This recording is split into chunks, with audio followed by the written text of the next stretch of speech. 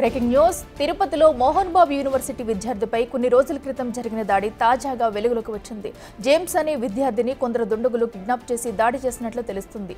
James అనే విద్యార్థి social మీడియాలో పెట్టిన ఓ మీడియా ప్రస్తుతం సంచలనంగా మారింది. ఈ వీడియో ద్వారా జేమ్స్ అనేక విషయాలను వెల్లడించాడు. తనపై జరిగిన దాడి విషయాన్ని వివరించాడు.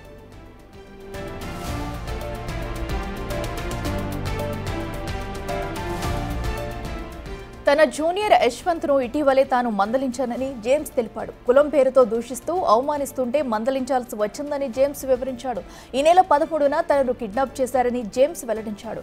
ఈ వ్యవహారంలో తన జూనియర్ యశ్వంత్తో పాటు మరికొందరు రౌడీ షీటర్లు ఉన్నారని వెల్లడించాడు. 2 రోజుల పాటు తనను బంధించి చిత్రహింసలకు గురి చేశాడని ఆవేదన వ్యక్తం చేశాడు. కిడ్నాపర్ల నుంచి తప్పించుకున్న జేమ్స్ పోలీసులకు నిన్న ఫిర్యాదు చేశాడు. కేసు నమోదు చేసిన తిరుచానూరు పోలీసులు విచారణ కొనసాగిస్తున్నారు.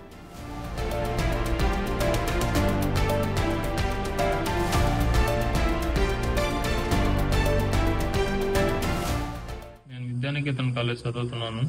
నేను మా బావన్ కలవడానికి కర్కంవాడికి వెళ్తే అక్కడ ఉండేది వాళ్ళకి ఎవరో చెప్పినందువల్ల రౌడీ షీటర్ రూపీ, కేటీ రోడ్ చోటా బ్లేడ్, ఇంకా యశ్వంత్, నాని, జగ్గా వీళ్ళందరూ నన్ను తీసుకెళ్లిపోయి రూమ్లో పెట్టి 1.5 రోజు కొట్టారు.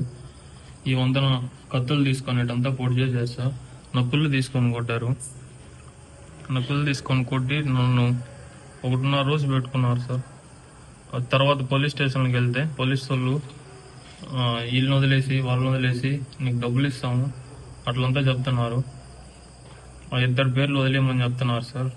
నాకు ఏ న్యాయం జరగలేదు సార్. దయచేసి నాకు న్యాయం జరిగిపెట్టండి సార్. నా కులం పేరు నన్ను అడిగి నేను ఎస్సీ అని చెప్తే ఎస్సీ నా కొడుకు నువ్వే మాతో గొడవ పడతారా కులం పేరు చెప్పి నన్ను చాలా కించపరిచారు సార్. 2.5 రోజు భయంకరంగా కొట్టారు సార్. ఎవరికన్నా ఈ మాటలన్నీ చెప్తే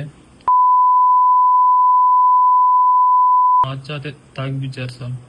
బట్టలన్నీ ఒడిది చేశారు సార్. రూమ్ లో భయంకరంగా కొట్టారు సార్. మీరే